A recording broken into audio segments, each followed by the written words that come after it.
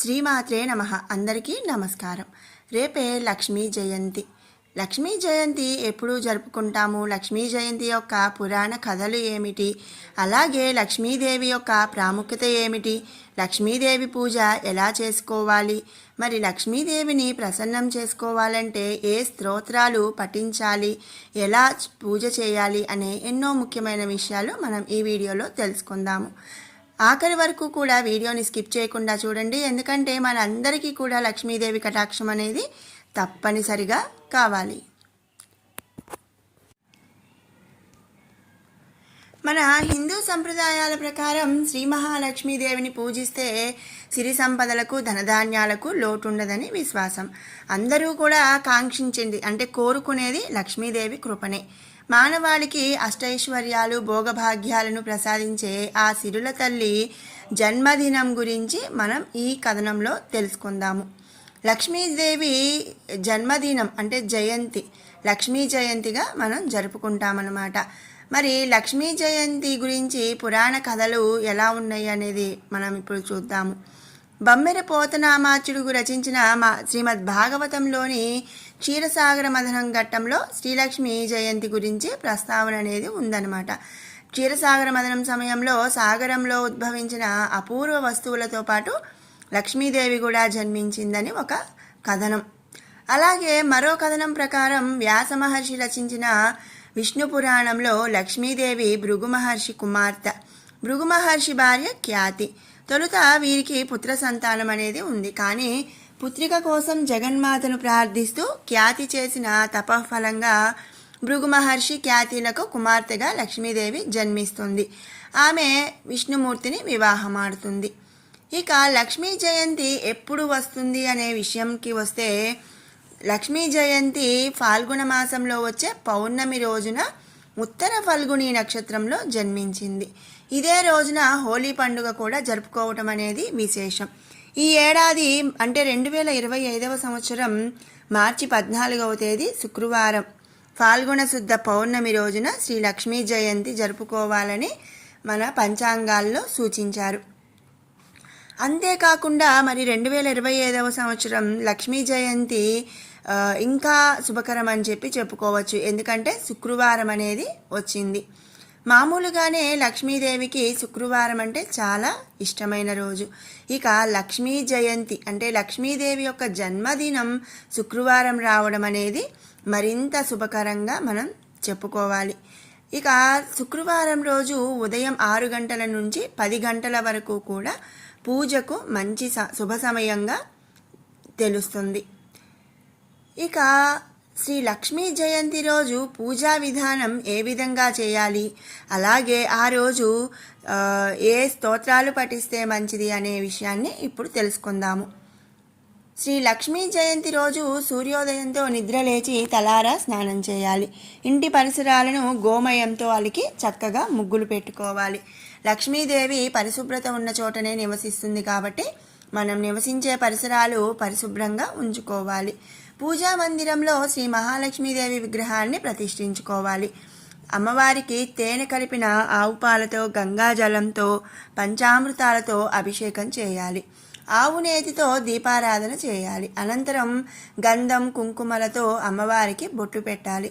గులాబీలు తామర పూలు మారేడు దళాలతో పూజిస్తే శ్రీ మహాలక్ష్మి అష్టోత్తర శతనామాలు చదువుకోవాలి. వాటితో పాటుగా కనకధారా స్తోత్రాన్ని పఠిస్తే కూడా చాలా మంచిదన్నమాట. అమ్మవారికి ప్రీతికరమైన క్షీరాన్నం నైవేద్యంగా సమర్పించాలి. చివరిగా పచ్చకర్పూరంతో హారతి ఇవ్వాలి. అలాగే ఈరోజు శ్రీ లక్ష్మీ గణపతి హోమం జరిపించుకుంటే ఆర్థిక సమస్యలు దూరమై అష్టైశ్వర్యాలు చేకూరుతాయని మన శాస్త్రాలు చెబుతున్నాయి. అంతేకాకుండా చివరిగా ఇక శ్రీ లక్ష్మీ జయంతి రోజు కన్నెపిల్లలను ముత్తైదువులను మహాలక్ష్మి స్వరూపంగా భావించి చీర రవిక పసుపు కుంకుమలతో తాంబూలం అనేది ఇవ్వాలి. అలాగే ముత్తైదువులకు ఎరుపు రంగు గాజులు అద్దం దువ్వెన గోరింటాకు తమలపాకులు వంటి సుమంగళి ద్రవ్యాలను కూడా దానం చేయటం అనేది ఎంతో శ్రేష్టం. ఇక లక్ష్మీదేవిని ఎలా ప్రసన్నం చేసుకోవాలి అనే విషయానికి వస్తే, సిరులను ఇచ్చే లక్ష్మీదేవి కటాక్షం కోసం చేయవలసిన పూజలు చదవాల్సిన మంత్రాల గురించి పురాణాలలో అనేక చోట్ల అనేక కథనాలు ఉన్నాయి. వాటిలో కొన్ని ఆదిశంకరులు లక్ష్మీదేవిని ప్రసన్నం చేసుకునేందుకు కనకధారా స్తోత్రం పఠించాడని, అప్పుడు లక్ష్మీదేవి కరుణించి ఆయన భిక్షకు వెళ్ళిన ఇంట బంగారు ఉసిరికాయల వర్షం కురిపించిందని పురాణ కథ. వాటితో పాటుగా ఓం శ్రీ లక్ష్మీ నమః అనే మంత్రాన్ని జపించడం కూడా చాలా మంచిది.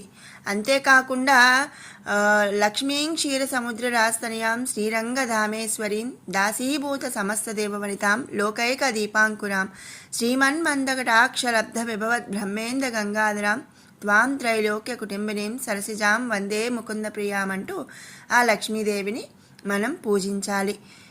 ఇంకా అంటే ఇంకొన్ని మరి ఏంటి అని చూస్తే లక్ష్మీ జయంతి రోజున లక్ష్మీదేవిని పూజించడం సంపదను పొందడానికి, పేదరికం నుంచి బయటపడేందుకు ముఖ్యమైన రోజుగా మనం భావిస్తాం.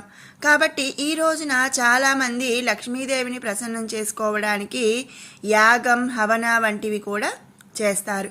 అంతేకాకుండా మరి 1008 లక్ష్మీనామాలు, లక్ష్మీ సహస్రనామం అంటారు.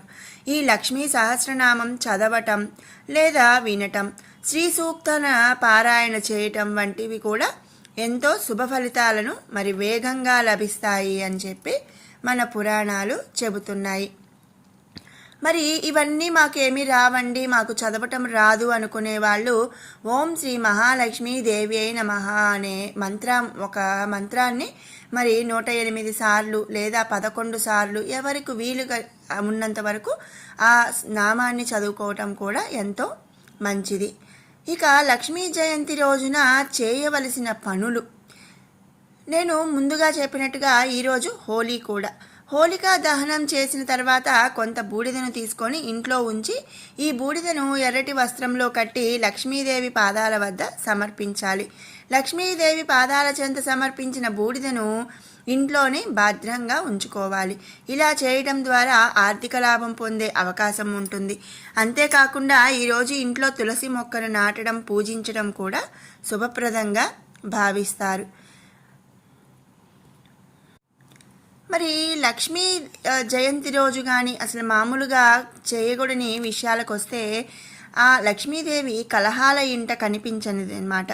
నిత్యం కలహాలు, గొడవలు జరిగే ఇంట, మహిళలను అవమానించే చోట, దైవారాధన జరగని ఇంట, తులసి మొక్క లేని ఇంట, అపరిశుభ్రంగా ఉండే ఇంట లక్ష్మీదేవి నివసించదని మన పురాణాలు చెబుతున్నాయి. కాబట్టి మరి నిత్యం గొడవలు పడుతూ అలా ఉండకుండా చక్కగా మరి సంతోషంగా ఉండాలి. అలాగే మహిళలను అవమానించడం అనేది జరగకూడదు. వాటితో పాటుగా దైవారాధన, తులసి మొక్క ఉంచుకోవటం ఇవన్నీ కూడా చేస్తే లక్ష్మీదేవి తప్పనిసరిగా మన ఇంట నివాసం ఉంటుంది. ఇక వాస్తవ జీవితంలో పరిశీలించిన ఇది నిజమే అని తెలుస్తుందన్నమాట. అందుకే కేవలం లక్ష్మీదేవి జయంతి రోజున మాత్రం భక్తి శ్రద్ధలతో పూజ చేసి సరిపెట్టుకోకుండా నిత్యం మనం ఉండే ఇళ్లను పరిశుభ్రంగా మరి ఉంచుకోవాలని మన శాస్త్రకారుల వచనం. ఇక ఆఖరిగా అంటే మరి ఎవరు అంటే చదవటం, ఈ పైన చెప్పిన కనకధారా స్తోత్రం, లక్ష్మీ సహస్రనామం, శ్రీ సూక్తం ఇవన్నీ చదవటం రాదు అనుకున్న వాళ్ళు కేవలం ఓం శ్రీ మహాలక్ష్మీ దేవి అయి నమః అనే నామాన్ని మరి ఎంత ఎక్కువ వీలైతే అంత ఎక్కువ సార్లు చదువుకోవటం వల్ల కూడా లక్ష్మీదేవి కటాక్షం అనేది కలుగుతుంది.